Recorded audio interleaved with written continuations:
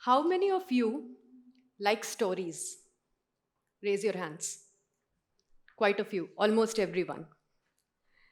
We as humans are wired for stories. We love to tell stories.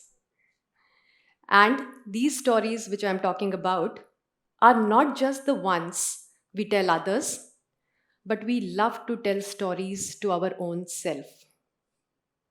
Hi, I am Nandita, and today let me take you through a small, very, very small rather, story from my childhood. Back in school, I used to think that because I'm good at maths, I could be an excellent engineer. This was the story I used to tell myself because I heard it over and over again. When we make the choices in life, we either make them logically or we make them intuitively. So I was born in the 80s, had a typical Indian middle class upbringing of a small city where you just had three choices in life as a career. I could be a doctor, I could be an engineer, or I could be a failure. I chose engineering, and this was a purely logical decision for me, primarily because I was playing on my strengths maths.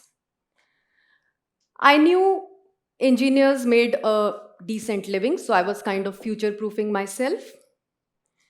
And I knew I could wrap up my engineering degree in 4 years as compared to the medical one. But fast forward my third year of engineering, that's when my intuition started popping up and started questioning the decision that was made by logic. And it was very clear to me that I was confused. I was confused about the fact why did I choose engineering?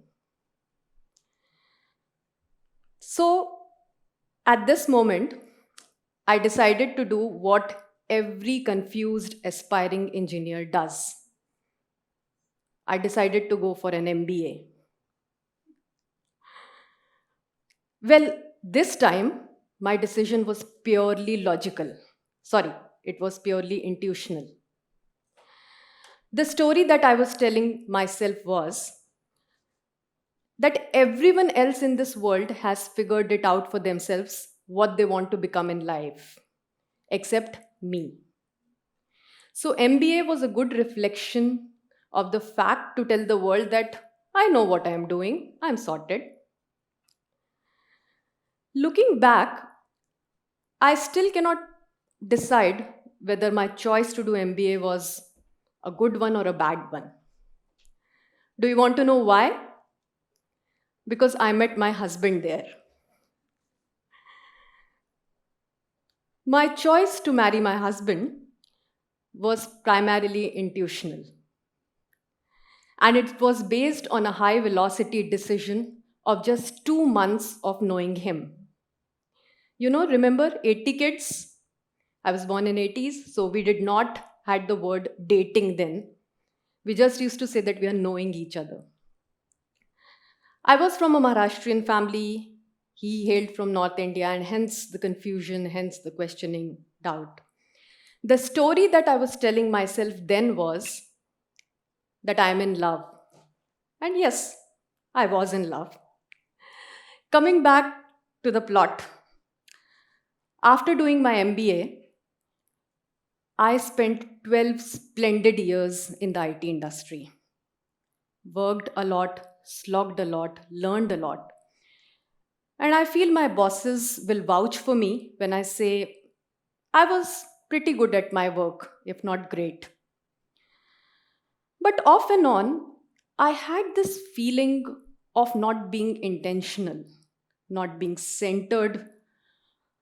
I wanted to take a break, pause, reflect, question my choices, spend more time with myself and my family.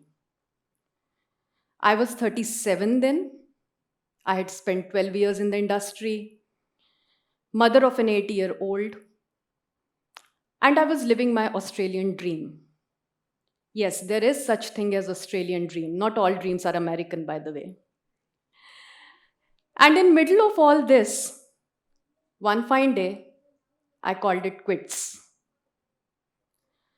And I was asked by my friends and family, what on earth are you thinking, Nandita? When we make choices in life,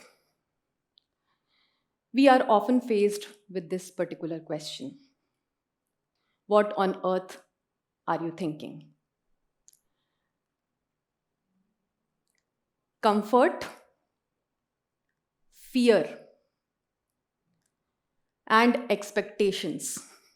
These are the three things which holds us back from making choices in life.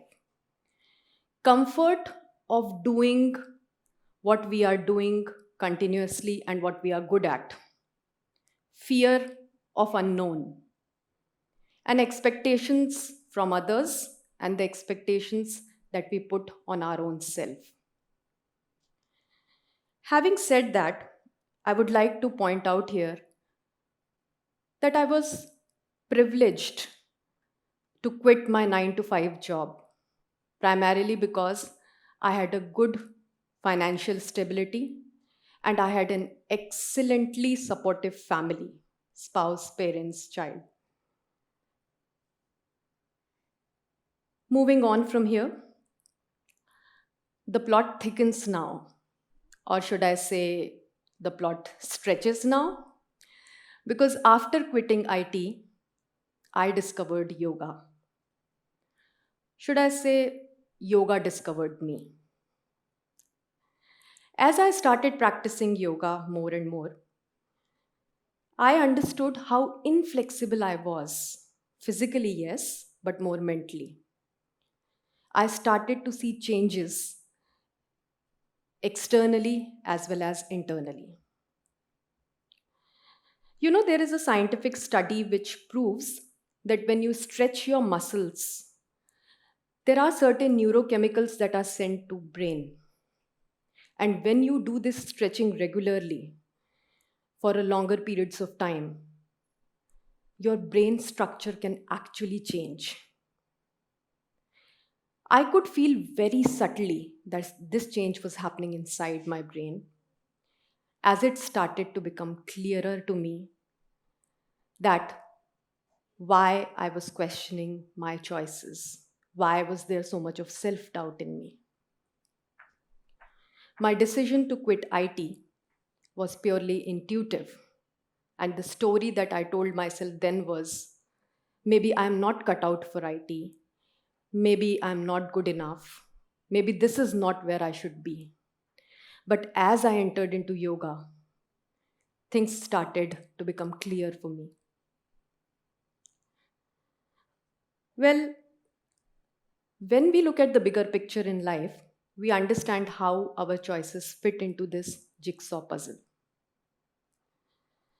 So, this brings me basically to a bigger question. Do we make choices or do choices make us? Well, in my case, I made choices in the first place, but they all came together in the end. Engineering and MBA made me technologically savvy, made me more marketable product, I would say. My first stint as an IT engineer, IT job, helped me to work on challenging projects, helped me to establish a good financial stability for myself, and made me travel the world, meet new and interesting people. And my yogic journey helped me to clear my mind. At the age of 37, with no athletic background, I was never a sporty person. If someone would have told me that Nandita, at the age of 43, You can do a handstand. I would have dismissed them off as drunk. So we ourselves are not aware what our minds and bodies are capable of doing.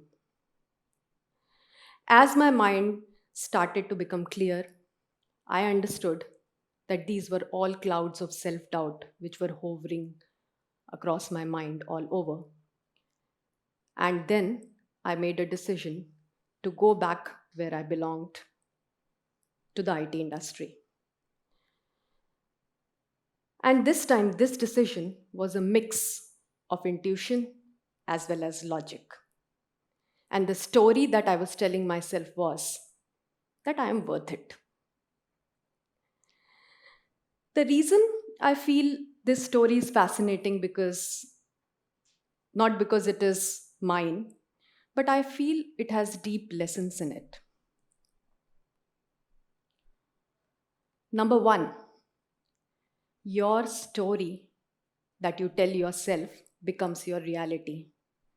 So beware when you do that self talk. Number two, comfort is an addictive drug. If circumstances permit, make sure you jump out of your comfort zone. Increase your decision velocity, fail fast, but don't stay in the comfort zone for too long. And number three, it's okay to change tracks in life as long as you know why you are doing what you are doing. Your whys may not be clear in the first place, but they would become clear as you move. And your whys may not make sense to the other people, but if they are making sense to you, go ahead. Thank you so much for choosing to hear me out today. Thank you.